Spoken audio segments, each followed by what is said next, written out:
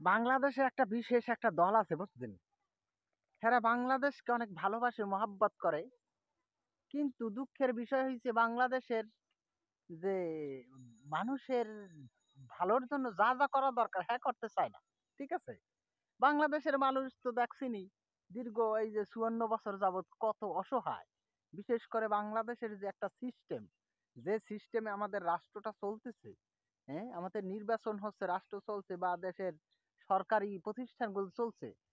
এই নিয়ম তো বাংলাদেশের মানুষ এখন আর চায় না। ঠিক না? তো না চায় এখন কি চায় জনগণ? জনগণ চায় এইসব কিছুর পরিবর্তন। ঠিক আছে? নতুনভাবে বাংলাদেশটা গঠন হবে। আর এর কারণেই কিন্তু জুলাই বিপ্লবটা হয়েছিল। জুলাই বিপ্লবটা তো হয় নাই যে ওই এক সরকার গেছে আরেক সরকার ক্ষমতায় বসবে। এর জন্য হয়েছিল? বাংলাদেশের একটা সরকার ওই যাইতে চায় ক্ষমতায় বুঝছেন? হেরা খালি ওই যে আগের সিস্টেমে চলছে। তার মানে কি একটা দল গেছে এখন মানে তাদের বসারই তো কথা না? তারা বড় দল না? তারাই তো ওইখানে বসবে।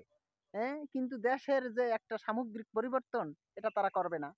তারা সংস্কার করতে চায় না। তারা সংবিধান পরিবর্তন করতে চায় না। তারা ওই যে আছে না?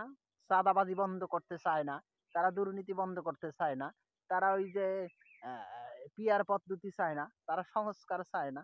তারা সুদপুর অপসারণ চায় না।